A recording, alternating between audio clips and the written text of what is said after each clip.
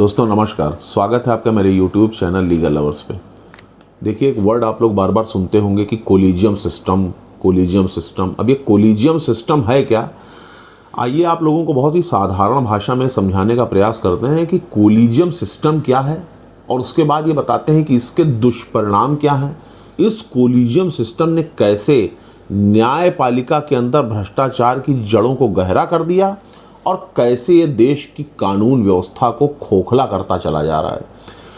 देखिए, collegium system बहुत ही सरल भाषा में आपको समझाऊं कि जो इस देश की सबसे बड़ी कोर्ट है, सुप्रीम कोर्ट, उसके मुख्य न्यायमूर्ति यानी कि चीफ जस्टिस ऑफ इंडिया जो होते हैं और 4 अन्य न्यायाधीश मिल करके हाई कोर्ट और सुप्रीम कोर्ट के जजों की नियुक्ति करते हैं। उसे कहते हैं कोलिजियम सिस्टम से जजों की नियुक्ति होना। यानी कि चीफ जस्टिस ऑफ इंडिया मुख्य न्यायाधीश जो हैं भारत के, और साथ में 4 अन्य न्यायाधीश मिल करके ये 5 लोग हाई कोर्ट और सुप्रीम कोर्ट में कौन जज बनेगा इस चीज़ का फैसला करते हैं। सरकार का काम इतना सा होता है कि ये जो जजों की पीठ है, ये जिन नामों को एक बार के बाद दोबारा फिर रिकमेंड करती है, उन पर सरकार मुहर लगाती है, राष्ट्रपति का अनुमोदन होता है और उसके बाद उस अनुमति के मिलने के बाद वो व्यक्ति जिसको ये लोग चुनते हैं वो न्यायाधीश के रूप में, न्यायमूर्ति के रूप में स्थापित हो जाता है हाई कोर्ट या सुप्रीम कोर्ट में। अब इस प्रक्रिया में धीरे धीरे भाई भतीजावाद इस कदर घुसता चला गया कि उसने पूरी की पूरी न्यायपालिका को रैप्चर करके रख दिया। पूरी की पूरी न्यायपालिका को इतना भ्रष्ट बना दिया क्योंकि धीरे धीरे एक से दूसरा, दूसरे से तीसरा, तीसरे से चौथा जो जज आता गया, उसने अपने जानने वालों को, अपने निकट करीबी संबंधियों को, अपने लड़के को, अपने चाचा को, किसी ने किसी को, किसी ने भाई को, धीरे धीरे इस प्रक्रिया के अंदर घुसेड़ना शुरू किया और न्यायपालिका के अंदर जो निष्पक्षता थी वो खत्म होती चली गई।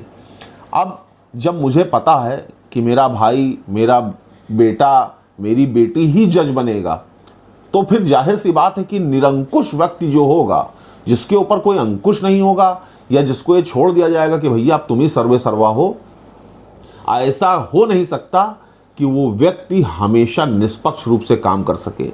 फिर वो अपने फायदे के लिए काम करना शुरू करेगा। राजनीतिक दलों से जाहिर सी बात है कि कोई ऊपर से नहीं टपकता है, भगवान ने ही सबको बना के भेजा है, चाहे वो जज हो, चाहे वो वकील हो, चाहे वो पुलिस वाला हो, चाहे वो नेता हो, चाहे वो भिखारी हो, चाहे वो ठेले वाला हो, बनाया सबको परमात्मा ने एक जैसा है।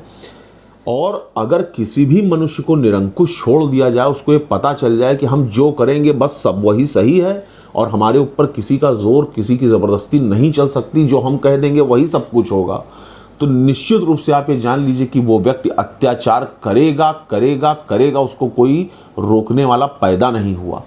और इस कोलिजियम सिस्टम का यही दुष्प्रभाव निकला कि इस कोलिजियम सिस्टम ने देश की न्यायपालिका में इस तरह से दीमक का काम किया कि जो योग्य लोग हैं, जो इस लायक हैं कि उनको उस कुर्सी पर बैठना चाहिए, वो बेचारे अछूते रह गए, वो बेचारे विरक्त रह गए उन चीज़ों से, वो दूर पड़े रह गए।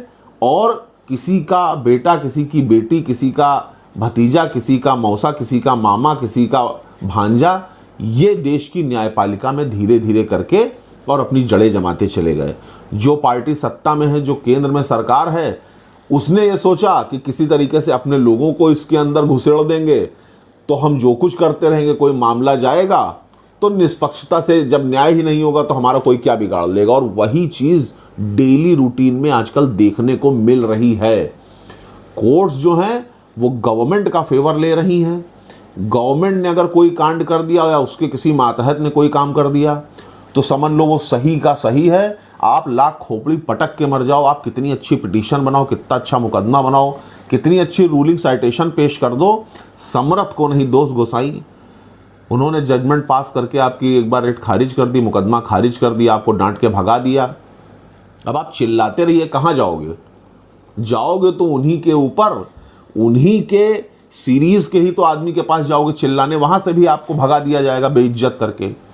तो ये खुश जरूर हो ले कोई भी, या कोई भी गर्व महसूस कर ले, दंभ महसूस कर ले, अहंकारी हो जाए, लेकिन इसका जो परिणाम है वो बिल्कुल भी अच्छा नहीं है। निश्चित रूप से आप ये जान लीजिए कि किसी भी देश के बर्बाद हो जाने में, मिट जाने में सबसे बड़ा अगर कोई हाथ होता है तो वो होता है भ्रष्टाचार का, करप्शन का। और एक व्यक्ति एक लिमिट तक ही कोई चीज़ बर्दाश्त करता है। जब इंसान नीचे से ऊपर तक भ्रष्टाचार की वजह से हार जाता है, परेशान होता है, तो वही व्यक्ति इस समाज में एक ऐसा उदाहरण बनकर प्रस्तुत होता है जिसको देख करके लोगों की रूहें थर्रा जाती हैं। तो वक्त अभी भी है। जुडिशरी में व्याप्त भ्रष्टाचार को अगर नहीं कम किया गया, न्यायपालिकाओं ने अगर निष्पक्षता से काम नहीं किया, अगर सरकारों के मातहत होकर के ही कोर्ट्स चलने लगी, उन्हीं के सबऑर्डिनेट हो गई, न्यायिक अस्थिरता बराबर बनी रही, तो यकीन मान लीजिए कि इसके परिणाम बहुत ही घातक होंगे, बहुत ही ख़राब होंगे। और पूरे देश के वकीलों को इस मामले में एकजुट होने की भी ज़रूरत है, आवाज़ उठाने की ज़रूरत है, अपने समूह को संगठित करने की ज़रूरत है। भ्रष्टाचार के खिलाफ, अनाचार के खिलाफ, न्यायालयों में बढ़ती हुई न्यायिक अस्थिरता के खिलाफ, न्यायपालिका में व्याप्त भ्रष्टाचार के खिलाफ, भ्रष्टाचारी न्यायाधीशों के खिलाफ, जजों के खिलाफ एकजुट होकर के जो भी कोई भ्रष्टाचार में लिप्त है, जो व्यक्ति भी गलत कर रहा है, जो व्यक्ति भी पक्षपात कर रहा है, उसके खिलाफ बुलंद आवाज़ उठा करके और विरोध करने की बहुत ज़्यादा ज़रूरत है। धन्यवाद।